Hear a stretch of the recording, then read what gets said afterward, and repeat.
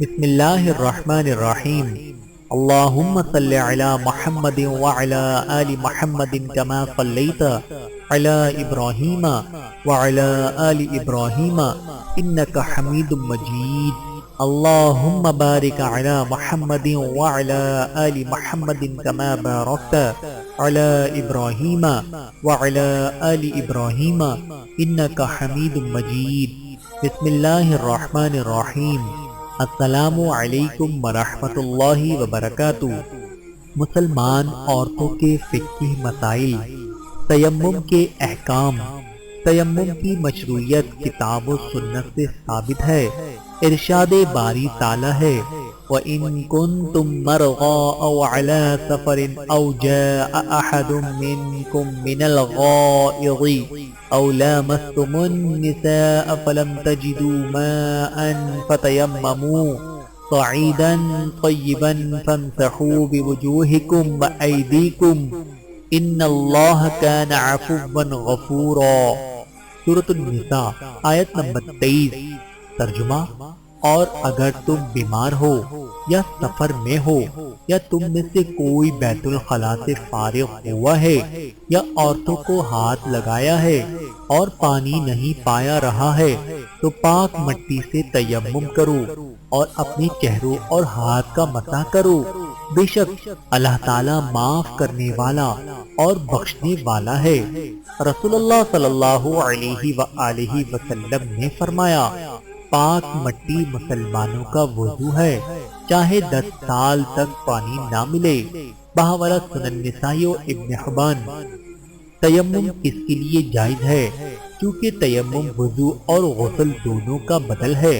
غسل چاہے جنابت کا ہو یا حیض نفاس کا ہو، اگر عورت پانی تلاش کرتی ہے اور اسے پانی نہیں ملتا ہے یا پانی موجود ہے مگر بیماری کی وجہ سے اسے استعمال کرنے پر قدرت نہیں رکھتی، پانی استعمال کرنے سے بیماری بڑھنے کا اندیشہ ہے یا وہ بیماری کی وجہ سے حرکت نہیں کر سکتی ہے اور کوئی اسے پانی دینے والا بھی نہیں ہے، تو ان تمام صورتوں میں تیمم کر سکتی ہے۔ واللہ اعلم بالصواب۔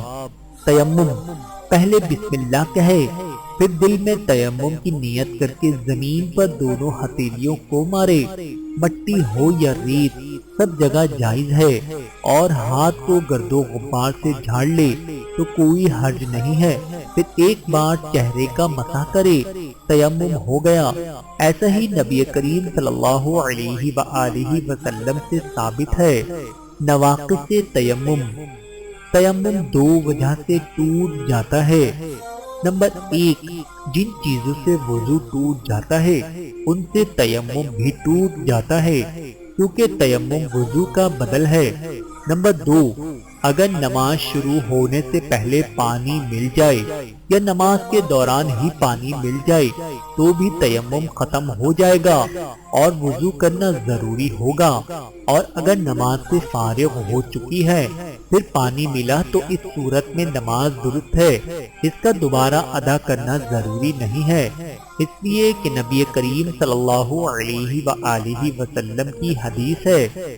حضرت ابو سعید خدری رضی اللہ تعالی عنہ روایت کرتے ہیں کہ 2 آدمی سفر پر نکلے، نماز کا وقت آ گیا مگر ان کے ساتھ پانی نہیں تھا، دونوں نے پاک مٹی سے تیمم کیا اور نماز پڑھ لی، پھر پانی بھی مل گیا جبکہ ابھی نماز کا وقت بھی باقی تھا۔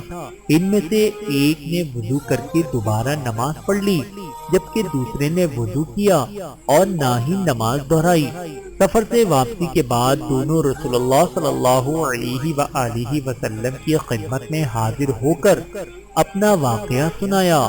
آپ نے اس شخص کو جس نے دوبارہ نماز نہیں پڑھی تھی فرمایا، تو نے سنت کے مطابق کیا اور تیری نماز کافی ہو گئی، اور دوسرے سے فرمایا، پچھلے 2 گنا اجر ملے گا۔ بحوالہ بلوغ المرام۔ اللہ تعالیٰ سے دعا ہے کہ اللہ تعالیٰ ہم سب کو سمجھنے کی اور عمل کرنے کی توفیق عطا فرمائے۔ آمین ثم آمین۔